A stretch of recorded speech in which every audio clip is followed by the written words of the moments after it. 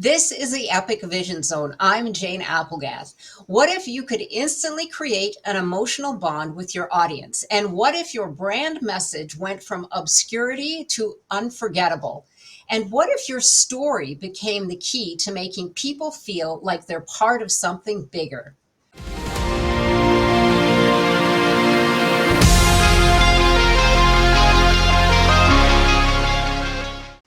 Jonah Sachs wrote, "Your brand is a story unfolding across all customer points."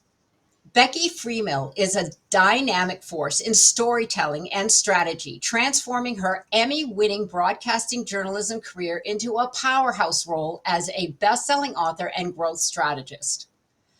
Her best-selling book, Brand Voice: People Plus Data Drive Results, Becky delivers a powerful message. Storytelling isn't just soft skill. It's the cornerstone to sustainability, growth, and long-term success. Through her innovative approach, Becky empowers leaders to harness the stories in their data and build brands that connect, inspire, and thrive. As the founder of The Market Executive, Becky serves as a growth strategist and functional chief marketing officer, working with founders, CEOs, and marketing teams to uncover their brand's unique voice and success. Her expertise lies in translating data into compelling stories that resonate with customers, donors, and investors, breaking businesses free from the cycle of throwing tactics at the wall like spaghetti. Welcome, Becky. Thank you for joining us here today. Thank you for having me. I really appreciate it. Well, I am really excited. Becky and I were chatting just a little bit online before we got started here, and she has an incredible background. You have a unique journey from Emmy award winning journalist to fractional CMO, uh, which is something so unique. And give us an example of how your storytelling shapes the unique approach to helping businesses grow. Absolutely. Jane, it is so important. I think people talk about their data day in and day out. And is that important? Absolutely. But it is also imperative to find the stories that are within those data points. They're there, they're waiting to be told. And it takes people to look at those data points and to talk to one another and say, explain this data point to me. And this represents a person who spent money on my product or service. And what's the why behind it? At the end of the day, I always tell businesses, I don't want to say never, but kind of never in the history of ever, has someone said, I want to buy that widget. And someone said, well, look at this beautiful spreadsheet. And you're like, okay, I'm going to buy it. That's just not usually what happens. But that spreadsheet is the engine behind the stories that you tell that build the trust. And, as people say, they do business with people who they know, like, and trust. And you need that. You need storytelling for that. Yes, absolutely. I agree. I used to be in my former life in the investment industry, and very much the same when you're talking to a client.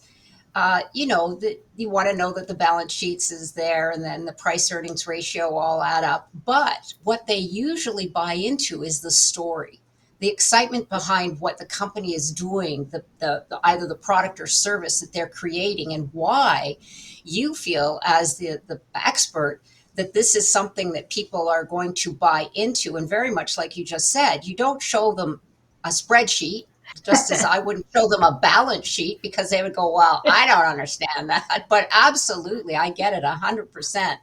So you talk about brand voice. You say that your brand should simplify, not add to the noise. I love that, by the way. So tell Yeah. us exactly what it is that a brand voice represents and why it matters so much. Your brand voice really represents your why. It represents the purpose of your company. You founded this company if you're an entrepreneur in a smaller business or a startup, or you joined a company such as banking that's been around for hundreds of years, but there was a reason behind it. There was a why, there was a purpose that you had that made you think, I want to work here, or I want to be the founder of this business. There's a solution.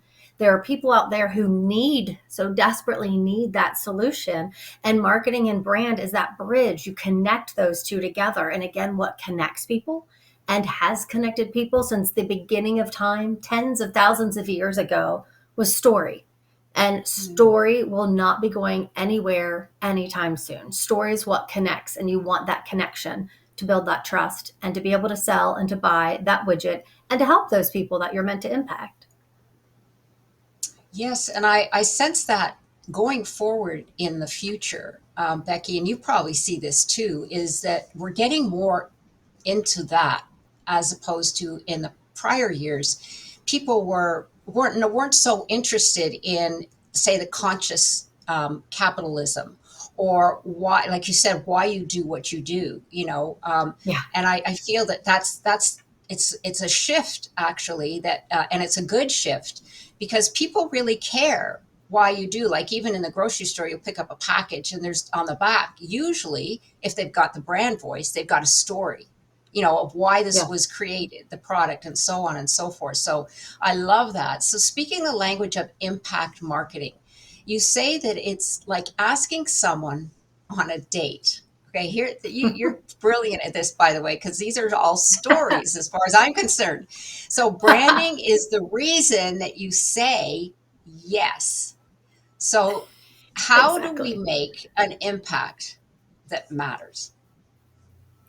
You have to, we talk about the aspects of brand voice, and there are three very important aspects that will make that impact. And that is being genuine, consistent, and simple. Those three things, if you follow those high level, of course, there's layers under each one, but if you follow those three, genuine, simple, and consistent, that is how you make that impact. And in your, again, I can't say it enough, you're building that trust because that genuine, no one wants to hang with someone who's disingenuous. It's no different in the corporate world. No one wants to do business with someone who's disingenuous. No one wants to play the game. Are we going to play the game? Sure, you have to a point. But at the end of the day, the people that rise to the top and the companies that rise to the top are the ones who don't suck the energy of their patrons or their clients. They're the ones who bring that energy and match it and make people want to be around them. And those I always find to be the companies and the businesses that continue to rise above the noise and move well into the future. Right. It sounds so simple, but I know it's not. No. Right?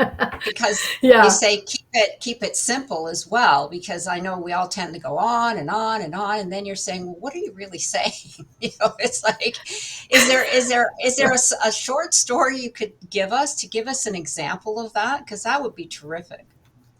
Yeah, I mean, the most brilliant minds that I have ever come across in my career are always the people who can say what they need to say in a simplistic, easy to understand sentence that's a digestible nugget. They're not trying to wow anyone. They already have the confidence and they know their intelligence is there. So that's done. They're over that mountain, they're past that. Now their main focus is the person standing in front of them. And as we know in business, it's not about you, it's about the person who needs your solution. And so I always tell people, like in the news business, when I was a broadcast journalist, you would hear people say, oh, you have to dumb it down. Heck, I hear it now, even outside of journalism, you need to dumb it down. It's not about dumbing it down. It's just about simplifying the verbiage. No one wants to talk in alphabet soup. No one wants all the letters and the numbers and the lingo. So if you have two groups, a bunch of attorneys and a bunch of MDs and doctors, most people would agree that those are two very highly educated areas in the career world. But if they both started talking lingo to each other, the other one wouldn't understand the other one. So it's not about dumbing it down. It's just about taking that lingo out of it and talking to the person who's in front of you. And in the broadcast journalism world, what we always said was to speak their language. Just speak their language. And not so much speak and treat them the way you think that, they always say, treat people the way you want to be treated. I go one step further and say, treat them the way they want to be treated. It's about them. It's never about you. So it's really important. And a great one, Jane, this is one of my favorite quotes. I know I'm going to completely annihilate this, but something along the lines from Mark Twain, where he says, I would have written more, but I didn't have time. And I love that because in the news world, when you're writing something, it's easy to write a 5-minute story. I mean, you just brain dump like crazy. It's when someone, which is always a producer and every time, will never give you 5 minutes for a story. They're going to say you have a minute and a half.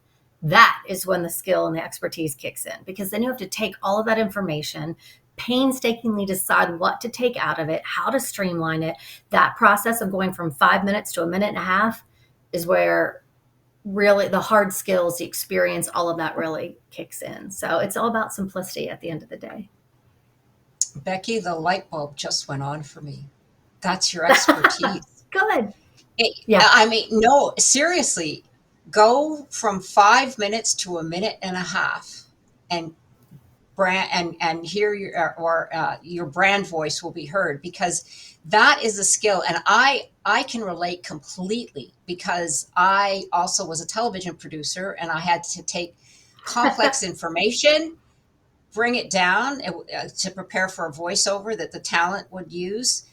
So, and also I used to be a script writer. So, script writing is a lot more difficult than book writing, because you have to condense Hmm. that story into, Yes. so many pages. And it's really, you have to tell the story in succinct ways, and you've got to get rid of all the crap. So, Yes, but the story doesn't yeah. change. It's the timing. Yep, 100%. You still need to tell the story. Exactly, exactly. But what a skill. Oh my gosh. And if you could teach people that, that is like, to me, that is a Mel Robinson quality. She has her things. She's got the 5 minute Yes. and turnaround or whatever. Now she's got just let them. And for you, Yes. this is like, that is so powerful. I mean, it doesn't sound like a lot, but it is. It's very difficult. Okay, now you've got your story. We're going to bring it down to five. We're going to take your half an hour story, take it down to 5 minutes. Now we're going to take it down to a minute and a half. Oh, wow. Right. That is brilliant. Thank you so much for that. Wow, I Yeah. love it. Yeah. So, Yeah. what two key aspects then would you want to have to create successful brand voice? I mean, there's the ripple effect. What creates the ripple effect? That ripple effect goes back to those 3 points of genuine, simple, and consistent, and maybe even more so of those three, the consistency. Because once you Mm. find your genuine brand voice, you figure out, again, like you said, it's quite a process, but how to take all that data and streamline it into an evidence-based brand that really connects, really speaks about who you are as an organization. Then you really need to focus on the consistency.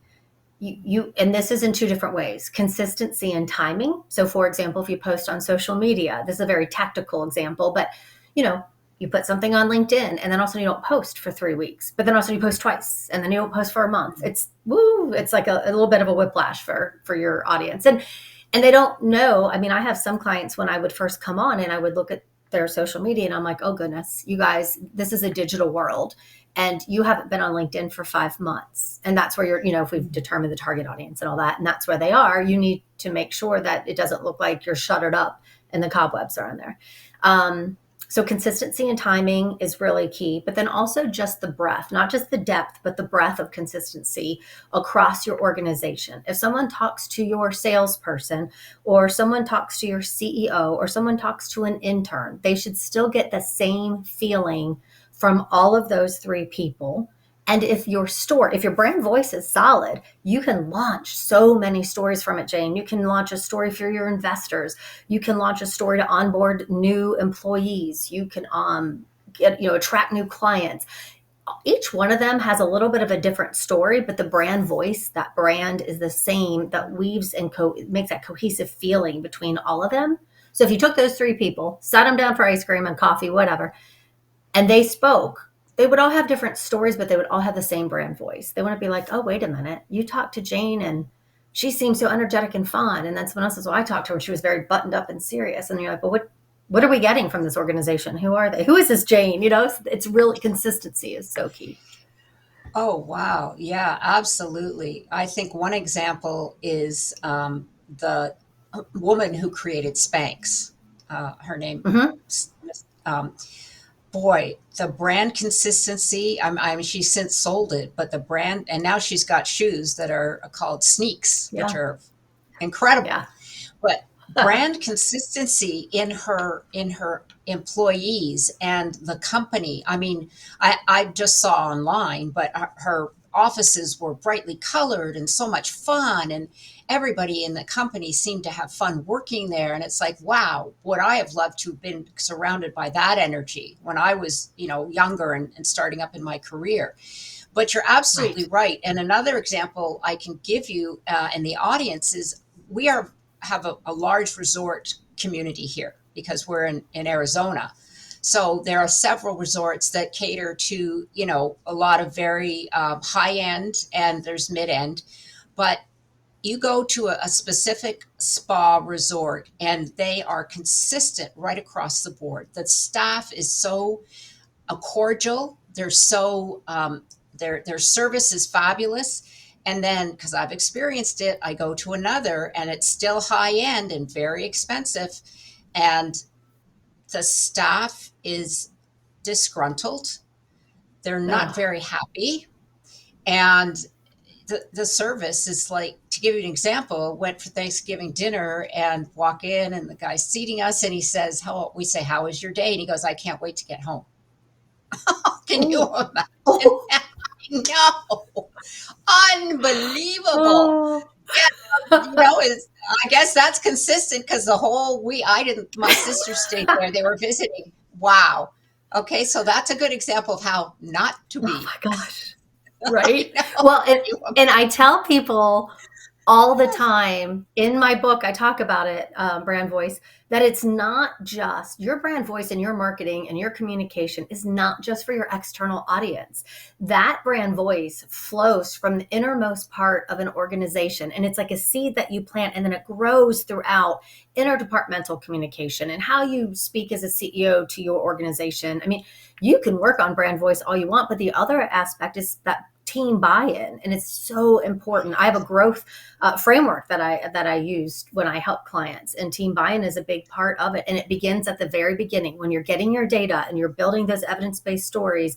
People deserve a seat at the table, whether they're brand new, whether they've been there for 40 years going for the gold watch, whether they're this title or that title, this department or that department. You need that diversity of thought to build a genuine brand voice. And when you have it and it flows from inside to out, then you have, I guess, like you said, maybe they had a consistent brand voice. They were all unhappy. But that brand voice is not just for your clients, it's for your employees as well. Right. Absolutely. I love that. You plant the seed and it always trickles from the top. So you always have to Oh, yes. question, I wonder what the manager is like, or the CEO, or the president, right? Yeah, Yeah. absolutely. Thank you for that. That was great. So, Hmm. preparation before marketing. What actions should we be taking prior to launching a marketing campaign? I'm going to go right to a very simple answer, and that is your brand voice and the stories. Think about a marketing campaign, and you've got all your markets figured out, and you're like, we got it. Okay, you did it. The marketing channels are rocking. They're great. That you've got people there, and they're ready to listen, and all eyes are on you. And then you're like, what's our message? Who are we? What's our narrative? We have this captive audience. They're all staring at me right now. Lights are on. You better have done that evidence-based story work ahead of time and looked at your data to find out who your people are. I mean, think about this too. Not only are you building your brand voice, but you're also building, I mean, as part of your brand voice, you're not just building your stories, but you're also building the people who you want to have on the other end. Who is it that needs to hear this? And who do you want to cater to? And there's a lot of data that lets you know if you're on the right path or not.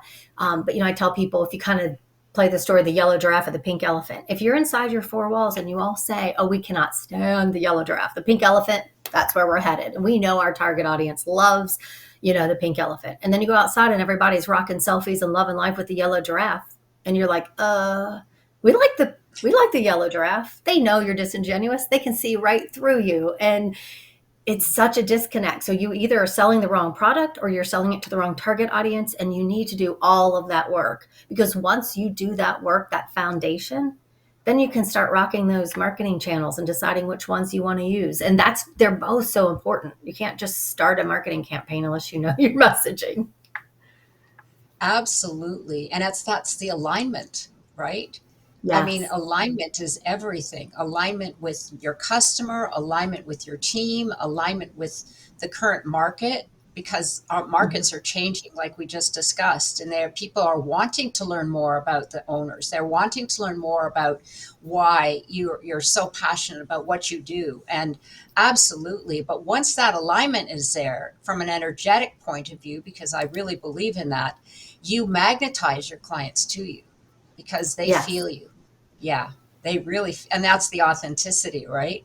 Once they feel that Right. authenticity, they're just like, yes, I get it. I want to try this, or I want to invest in that. And yeah, absolutely. It's so powerful. And it's exciting too. You can tell. You can tell when Oh, you're off, yeah. and you can tell. You can tell when you're dialed in. That's what I say. So, entrepreneurs and branding. What advice would you give to entrepreneurs who usually have little to no data available?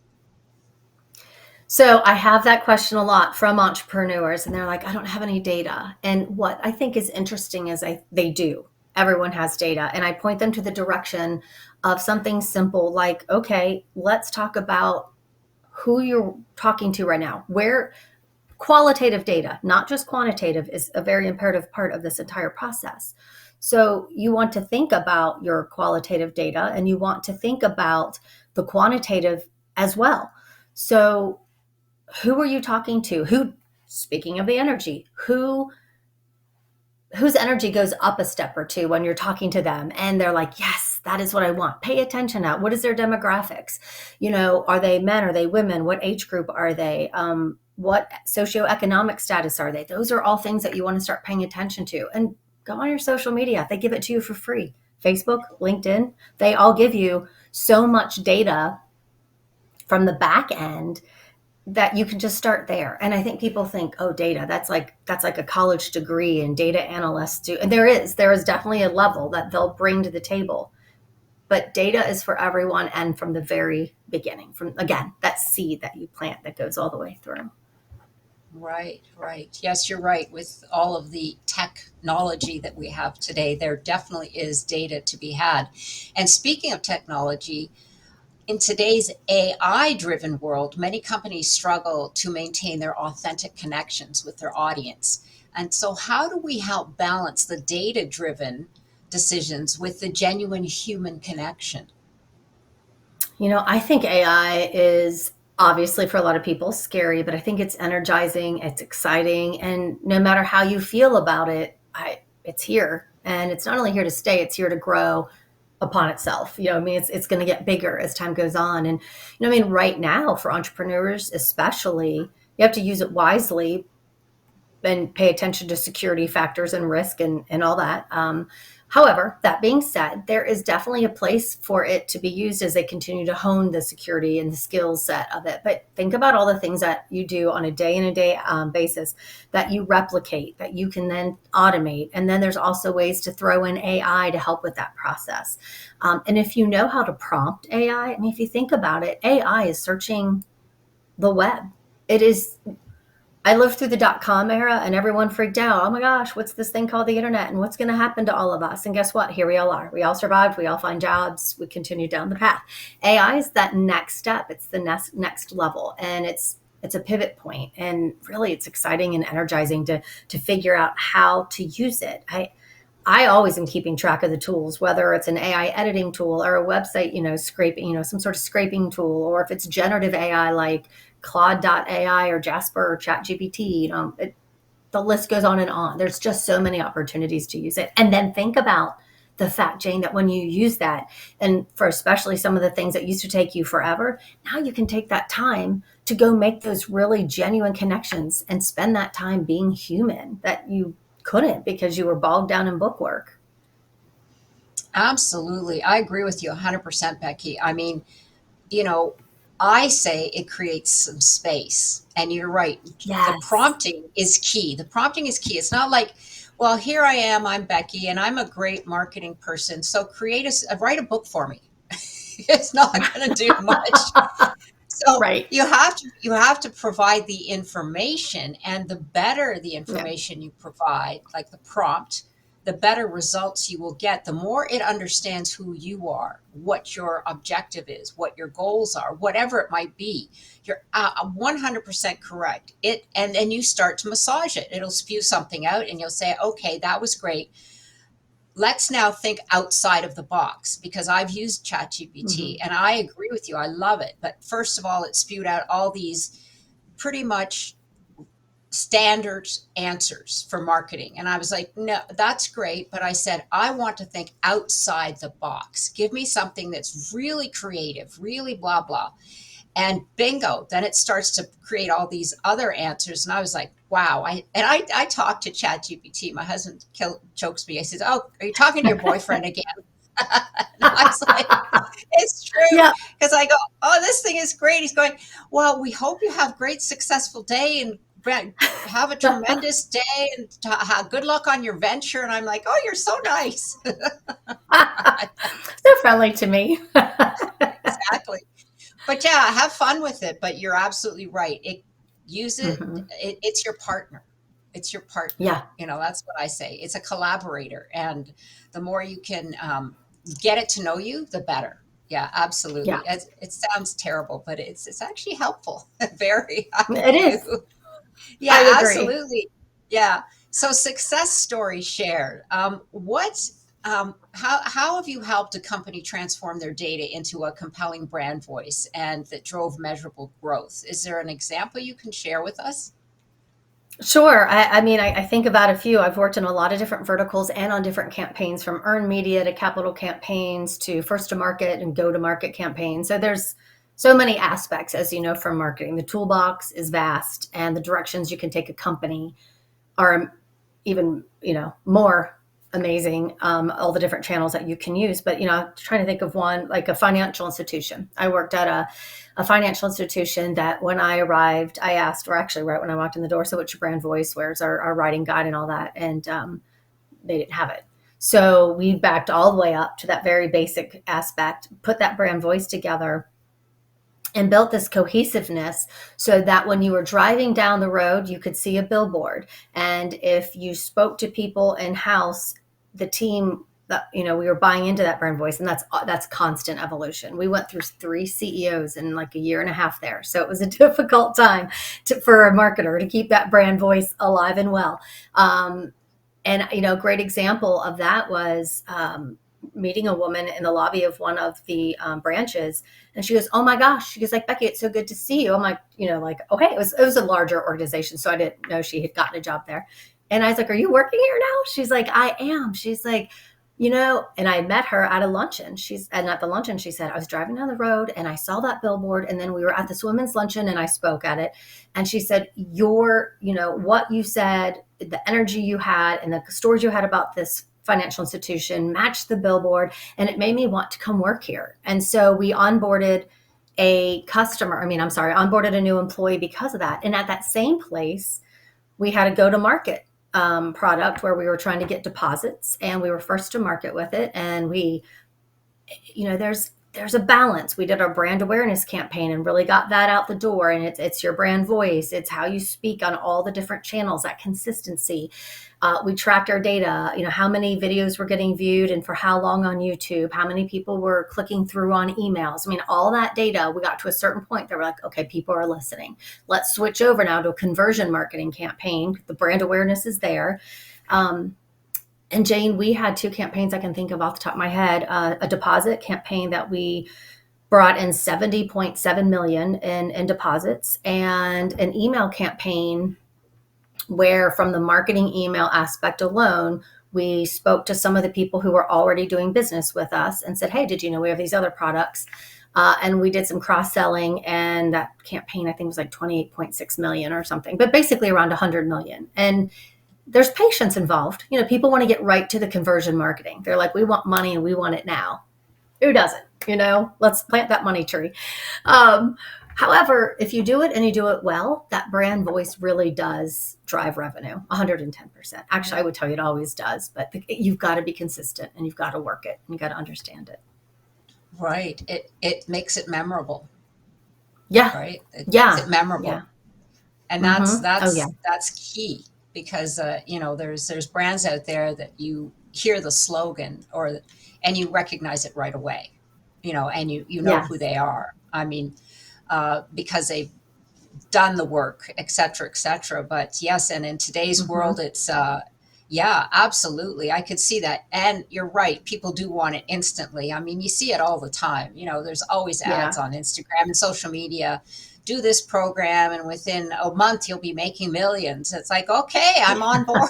It's like, yeah, okay. Let's do How long is that going to it. last? Yeah, right. It's too good to be Absolutely. true. It Yeah, is. Yeah. exactly. When it sounds too good to be true, you know what? It is. No Absolutely. good.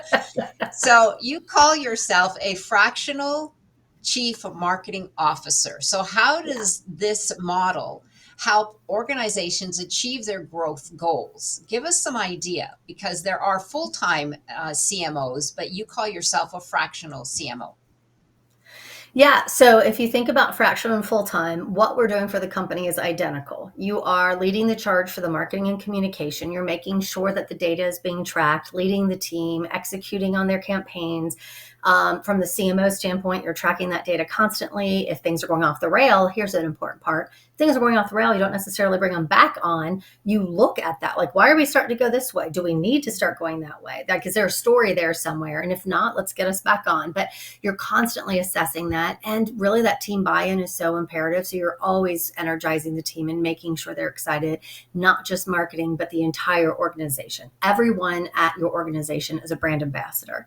And so, you work closely with leadership, make sure that you know at all times what business strategy is, if there's any pivots or any evolution, because your business strategy could be over here. And if you don't know that, your marketing could take them this way. And so you need to make sure that that marketing stands up that business strategy there and that they're in lockstep moving forward. And that is every chief marketing officer, no matter what. Fractional, it's just helping those companies who maybe don't want or can't afford that heaviness of a full-time hire, but they still absolutely still deserve that leadership. They still deserve that strategy and that leadership of employees. Some of the internal employees that I've worked with were just longing for that direction. And that is one thing that I would tell you I personally love doing. And I think maybe it's because it has worked so well for me, which is leading younger marketers, or even age-wise, maybe the same, but just still looking like maybe they're more tacticians and they're looking more for that strategy. And I love coming in and helping them tie it all together. And I find while I'm doing it, and even after I've moved on from clients, the teams that I help, the actual marketing teams, tend to be thrilled. And that makes me happy. They don't feel like I'm coming in and saying, oh, who's this outsider coming in and telling us what to do? That's not how I operated when I was a full-time CMO. That's definitely not how I operate as a fractional. I work alongside the leadership and the marketing and making sure they're constantly talking. Wow. So, and it just helps. It helps these companies who really need to grow and to pivot, and they're ready to do the thing. And they're like, but we don't have a full-time C-suite. You don't need a full-time C-suite. You might eventually, but there's a huge chunk of companies in this platform economy that we're in. People talked about the gig economy. Now it's kind of the platform economy, and then we're moving on. And the platform economy birthed from gig economy. People are doing side hustles and gigs. Now it's like this platform, like, hey, I actually can do it. I'm going to do, there's so many more startups now, but they can't afford full time. So that's where the fractional comes in. Well, that's, you just hit the nail on the head, because of my question was going to be, and by the way, I love your analogy of brand ambassador, that every employee becomes a brand ambassador. Yes. That is genius. Oh, yeah. I mean, they should have signs on their walls, I am a brand ambassador, and just get that into people's heads, sort of the mantra.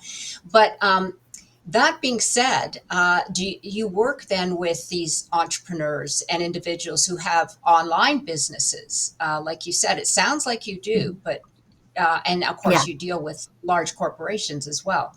So do you deal with the smaller online? Okay. Yeah, because that's what you're referring to as the platform business. Is that what? Because there's the platform economy is just kind of that mid-range, where you are, and in a lot of startups too, because gig economy kind of brings that connotation of, oh, hey, there's side hustles, or it's just a gig. Like a gig isn't something you're going to live on forever and always. It's just a gig. It's short term. It has that short term feel, but it is, again, given birth to people who were doing gigs that realized, hey, I'm really good at this. I've got this, like, this doesn't need to be a gig. This could be my full-time income.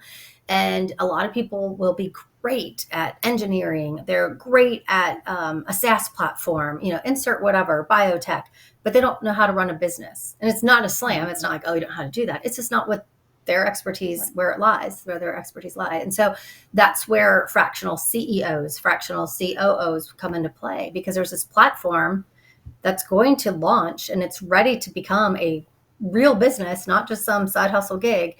And they're going to spin up a company, but they need a CEO to run it. And so there are fractional CEOs as well that are out there that will maybe run, say, 2 or 3 companies. Yes, this is definitely the future. There's no question, because the younger generation, I feel, is not interested in the executive job for the most part. They they have several jobs before they even settle into one, and it's no big deal for them to quit Right. after 6 months. In my day and age, Mhm. probably in yours, it's like, oh, you had two jobs in 1 year. What's wrong with you? Right. It's like Yes. you're Now they're you're like, a what's wrong with you if failure. you don't? Exactly. Exactly. It's Exactly. true because they're on a search for something that feeds their soul, as opposed to in our day it was like, well, you got to be responsible, you got to have a full-time job, you got to do that to the best of your ability, get your paycheck, pay your mortgage, have the children. It's like, Yes. okay. Check the list. Yeah, right, exactly. And now kids are like, you know what? I don't think I need you. I mean, I have a niece, and she, frankly, I just discovered the other day, I hadn't even thought of it, but I've never actually talked to her on the phone. I just text her. And that's crazy. Like, she's 21, and I've never talked to her on the phone. It just goes to show you that, digital is really here. But It anyway, is. yeah, 100%. I that's the world we're moving into for sure. And well, we're already here. We're not moving into it. It's here as far as I'm concerned. So, well, what is one piece of advice, Becky, that you would give to strengthen a brand's connection with their target audience? I think the most important thing, and I see this a lot with all of the AI, and it doesn't matter if it's AI, there's always some latest, greatest digital aspect happening. And sometimes I'll find people around me who are like, I'm the AI guru, you need to hire me and do the thing. And there's all those shiny, squirrel moments going on with business owners and marketing and all of us. Just remember that the tried and true works. You don't need all the bling. You need to know when to use the bling and when not to use the bling. But at the end of the day, stories have always connected people and they will continue to connect people. And just to take a deep breath. Because when you can really pay attention to what your end result is, your desired outcome that you would like to get to, what is that vision? And as you start to build that path, you're going to find that the foundation of that path is still what we've always been doing, which is connecting to humans on a human level. And again, people do business with people. I could just stop it there, really. But people do business with people they know, like, and trust. They're not doing business with the AI. They're not doing business with the data or the Excel sheets. They're doing business with people. So use all of that AI, that data, the digital to elevate that human element. And I think you'll be on track. I know you will be. Mm, I love that. That segment, spot on. If you said nothing else, that's exactly it. It's true. People do people with people they know, like, and trust. And I saw it every day in the brokerage business. It wasn't always Yeah. about uh, the stocks or the return. In fact, some brokers would burn and churn, as we call it, certain accounts. And my sister would always say, "Why do people keep staying with them?" And I said, "Because they like them." you know, Yeah. it was they like the Yeah. individual. I'm not saying that's right, but it didn't befuddle me. I kind of got it. Yeah. That's when there's a lot more men in the industry, and it was a guy thing, but they just liked Yeah. each other, the clients, and it was like, yeah, it's like I know, like, and trust this person. But absolutely, that is the key. I love that. Thank you for that information, Becky. Yeah. So let's get into your book, The Brand Voice: People Plus Data Equals Driven Results. What makes your best-selling book, Brand Voice, unique from other branding books? I've actually found out now it's unique from others, but a lot of people are telling me how and I'm looking down because it's sitting here to my side. A lot of people have told me how they're underlining different aspects or highlighting it and like writing up the margins.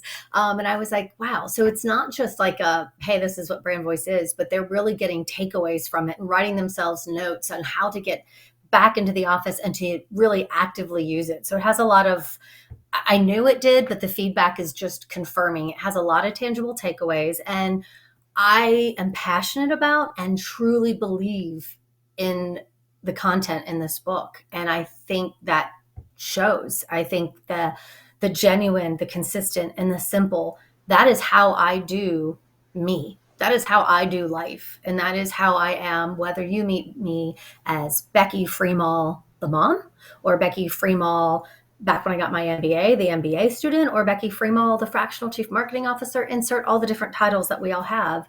No matter where you meet me, where our paths cross, you're going to get the same me. You're going to get the same Becky. And I really try to get across in the book how important it is that organizations personify who they are, because again, the people do not do business with this entity, this like brick and mortar, this big beautiful glass building, or this website, or this LinkedIn page. You're doing business with the people behind it. And that is what this book is all about, is not losing sight of what got us here and how we elevate it to get us there. Absolutely. Well, it sounds fabulous. I can't wait to get my hands on it myself. Good. For sure. Good. And I'm a big underliner, writer, fold the pages. I mean, it's ridiculous. It's like, why just underline the whole book, Jane? Because I get so carried away. It's ridiculous. So if there was one message that you could share with the world, Becky, what would it be? Take the risk. Do the thing. That would be I like that. the simple. Yeah. I have always worked for someone, and I'm from a family where everyone worked for someone. Everyone was W-2. No one went out on their own, and not any in my very tight family, mom, dad, sister. I have some other family members who have owned their own businesses, but it was a scary leap of faith. And actually the fear probably hasn't necessarily gone away, but I've learned how to use that to my advantage. So if there's something that you want to do, I would say do it. And, about the time that I went out on my own, I was driving to work one day and I heard an NPR story in the radio where the interviewer had asked the interviewee, wow, you came from a family of 33 years who owned a hospice business. It must have been a really depressing dinner conversation. And I had no idea what they were talking about. I just heard that one question. I didn't have any context. And the interviewee said, actually, it wasn't. I learned a lot. And she said, one of the biggest thing I learned from these people as they were in the final moments of life, where they wished they were either ready to go because they had done the thing, and there are other people who were regretful because they just wish they would have taken the risk. And I had been thinking about it for a while, and I literally looked up out of my windshield. I'm like, okay, I hear you. Stars are aligning. I get it. I'll do the thing. So do the thing. You just, it's going to work out. It'll all work out. I like it. I love that. Actually, it's beautiful because it's true. I mean, you don't want to have the regrets. You want to say, and even if it fails, it's like, well, I gave it a shot, and then what did you learn from it? I mean, it sounds trite when you're in the midst of it, because I've had ups and downs and all arounds, as most people have, but you learn something from it, and you say, okay, well, I didn't like that so much. Let's try something different. And you just hopefully keep going. Don't give up. Right. So thank you. Thank you for, go ahead. I was going to say, you either succeed or you learn. Those are your two options. There you go. That's exactly it. I love it. Thank you. So how do people discover more about your services? Where can they get your book and your resources? So my website's beckyfreemal.com. So just head there if you want to get in touch with me. I have a contact page there. I also have beckyfreemal.com/free gift. And that kind of helps you. It's just talking about the how to build a brand voice. If you are a solopreneur or a very small business, and you might not be able to, you definitely can't bring on a full-time CMO, but you probably aren't even ready for a fractional CMO yet. And so I just think you still deserve to understand the importance of storytelling, and more importantly, how to do it. So that's what the free gift is all about. So you can find me there. And I'm on LinkedIn all the time. I love LinkedIn. I have met so many cool people, and I've learned so many neat things and discovered so many cool articles. So LinkedIn. And again, that's just under my name, Becky Freemal. Oh, book. You can get that on Amazon. And you can search brand voice, people plus data drive results. But honestly, I tell people just to search my name, Becky Freemal. If you search Becky, Becky, Becky Freemal, you'll find it in there. I guess I should spell Freemal, right? Freemal. I just realized I just told you how to spell the easy name and not the hard one. That's okay. We'll have all that information in the bio pages as well. So if you get stuck, just go to the Epic Vision Zone bio pages where we'll have all of your info. So I have one last question for you, Becky. If your life were an epic story, what would the title be? Hmm. Where's the fun? Let's have fun. Let's have fun. Not where, because I always find the fun. I think that there's a misnomer in business that you have to be so serious and so buttoned up and so morose, and at least in our from my former days. And I think, again, to your point, the younger generation is like, man, kick rocks with that attitude. We want to enjoy life. I mean, this isn't about the grind so that we can get to retirement. This is about enjoying every moment all the way through. Heck, you may not make it to retirement. So enjoy the moment right now, right here. And for me, I just, part of my brand voice is fun, inclusive, smart, and fun, by the way. Those are my three. Mm, I love that. I'm glad we got to that. Oh my gosh. Yeah. That Yeah. would be a big miss if we hadn't. Yeah. Absolutely. Well, thank you again, Becky, for joining us here today. And once again, for information and to connect with Becky, go to the Epic Vision Zone bio pages where you will find all of her social media and direct contact information.